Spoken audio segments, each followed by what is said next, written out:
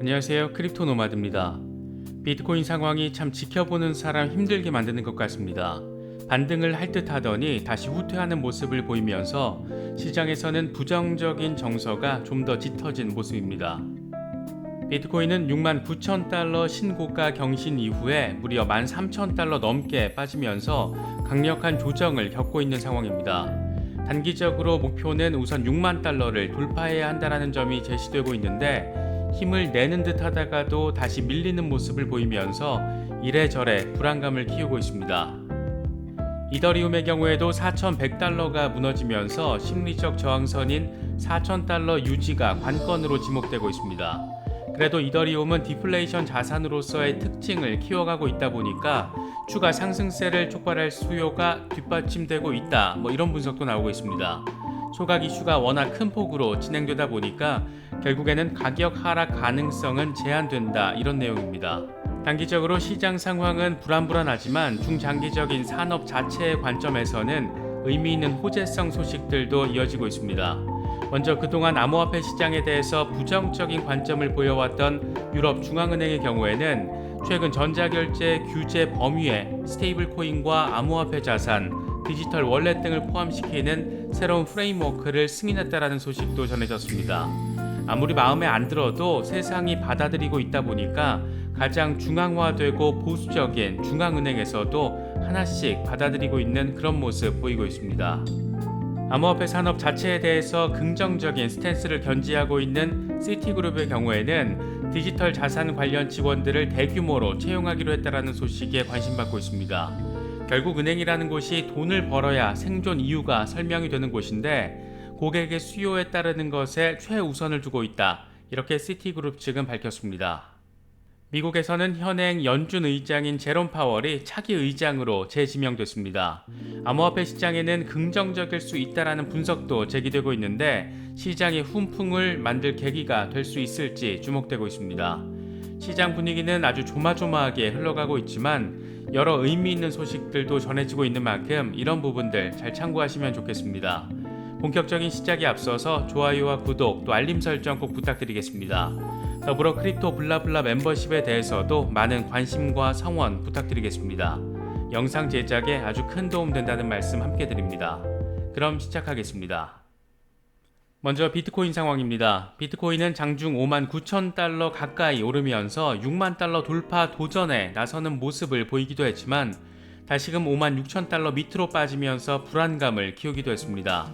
일단 저가 매수대가 달라붙으면서 56,000달러 선은 유지가 되고 있는 그런 모습인데 아직 이렇다 할 반등 타이밍이 이뤄졌다라고 보기는 어려운 그런 상황이 이어지고 있습니다. 현재 비트코인 시세와 관련해서 코인데스크는 비트코인 매수 세력이 지난 주말 동안 활발한 움직임을 보이긴 했지만 6만 달러 저항에 직면한 상태다. 비트코인은 53,000달러 지지를 받으면서 계속 조정을 받고 있는 중이다, 이렇게 밝혔습니다. 그러면서 매수 세력은 추가 상승 목표를 달성하기 위해서 55,000달러의 즉각적인 지원을 방어하고 단기 하락 추세를 돌파해야 한다. 현재 일간 RSI는 과매도 수준에 접근하고 있고 9월 말과 유사한 가격 회복을 뒷받침할 수 있다. 하지만 69,000달러에 가까운 사상 최고가를 유지하기 위해서는 여러 번의 시도가 실패할 수도 있다라고 분석했습니다. 기술적인 반등이 가능한 상황이긴 하지만 신고가 달성까지 가기 위해서는 여러 번의 실패, 또 추가적인 시간, 이런 것들이 더 필요하다라고 설명한 것으로 볼 수 있을 것 같습니다. AMB 크립토의 경우에는 우리 같은 개미 투자자들의 마음을 아주 잘 간파한 데이터 분석 기사를 내놨습니다. AMB 크립토는 비트코인이 6만 달러 저항에 부딪히면서 몇몇 투자자들은 어려움을 겪고 있지만 55,600달러까지 조정되면 즉각적인 회복이 예상된다라고 분석했습니다. 그러면서 왜 이런 낙관적 전망을 하고 있는지 몇몇 온체인 데이터를 근거로 제시했습니다. 먼저 비트코인 장기 홀더들은 여전히 홀딩 스탠스를 유지하고 있다는 겁니다. AMB 크립토는 비트코인 장기 홀더들의 Spent Out Profit Ration을 보여주는 크립토 퀀트 데이터를 근거로 제시했는데 장기 홀더들의 SOPR의 가치가 거의 바뀌지 않은 것으로 나타났다. 이건 155일 이상 활성화된 비트코인 주소가 5개월 동안 주소를 바꾸지 않았다. 즉 홀딩하고 있는 것을 보여주는 것이다. 이렇게 매도 압력이 없다라는 것은 투자자의 두려움이 최소화된 것을 보여준다. 이렇게 분석했습니다.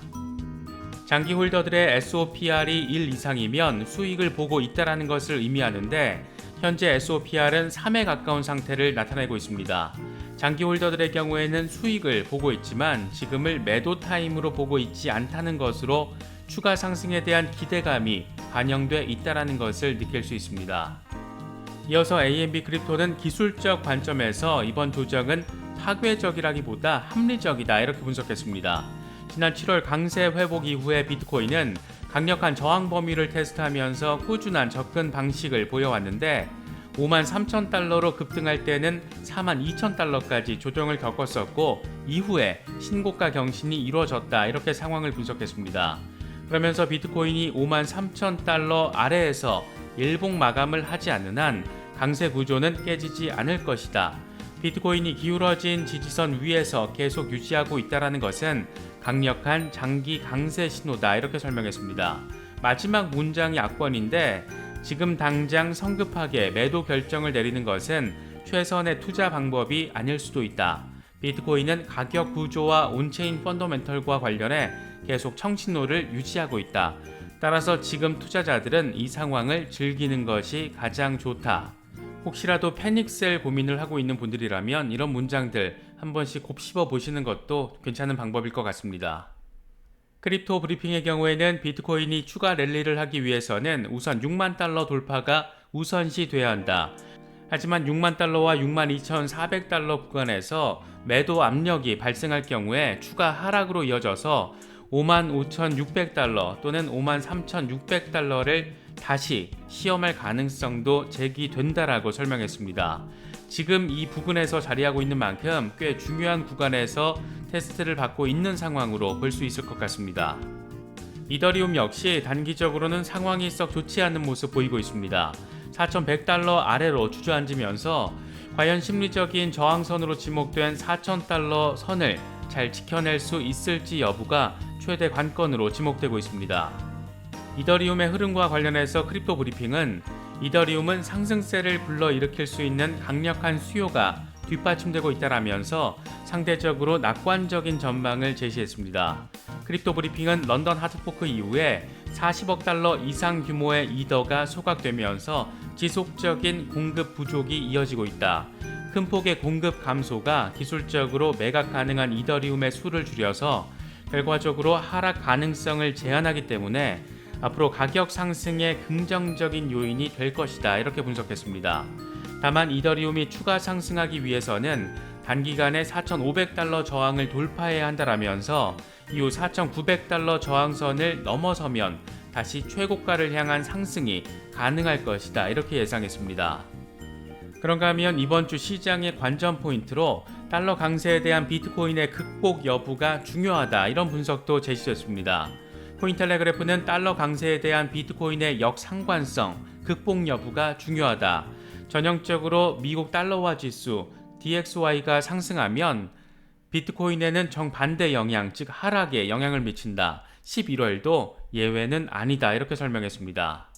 실제로 investing.com 기준으로 달러화의 경우에 오랜 저항을 뚫고 2020년 7월 이후 최고 수준을 기록하고 있는데 달러 인덱스는 96.53을 나타내면서 연중 최고치를 기록하고 있습니다. 이 같은 달러 강세는 인플레이션 압력이 확대되는 가운데 미국 연준의 테이퍼링을 앞당기려는 더 강화시키려는 매파적 발언이 최근 잇따른 것에 대한 영향으로도 해석되고 있습니다. 이런 상황에 좀 더 변화가 생길 수도 있는 계기가 마련된 것으로도 보이는데 매파들이 목소리를 내고 있는 상황에서 비둘기파로 분류되는 제롬 파월 현 연준 의장이 재지명됐습니다. 바이든 대통령은 제롬 파월 현 연준 의장을 차기 의장으로 라엘 브레이너드 연준 이사를 부의장으로 지목했습니다. 이와 관련해서 코인데스크는 인플레이션 해지 수단으로 각광받고 있는 비트코인의 긍정적인 요소로 작용할 수 있다라면서 이번 소식을 암호화폐 시장에 우호적일 가능성이 있다라는 취지로 분석했습니다. 그러면서 제롬 파월과 라엘 브레이너드는 모두 비둘기파로 분류되는 인사다. 즉 선택의 여지가 있다면 이들은 인플레이션에 보다 관대한 태도를 보일 것으로 전망된다. 많은 투자자들이 인플레이션 해지 수단으로 암호화폐를 활용하고 있다는 점을 고려하면 이건 비트코인 등 암호화폐에 긍정적일 수 있는 소식이다. 이렇게 설명했습니다. 이런 가운데 유럽 중앙은행이 전자결제 규제 범위의 암호화폐와 디지털 월렛 지원 기업을 추가했다는 소식도 전해졌습니다. 더블록 보도 내용을 보면 유럽 중앙은행이 최근 전자결제 규제 범위의 스테이블코인과 암호화폐 자산, 디지털 월렛 등 새로운 프레임워크를 승인한 것으로 나타났습니다. 해당 규제 프레임워크는 전자결제 보안성과 효율성을 평가하고 디지털 월렛을 포함한 신용이체, 다이렉트 입출금, 전자화폐 이체, 디지털 토큰 결제 지원을 감독하는 데 적용될 예정입니다.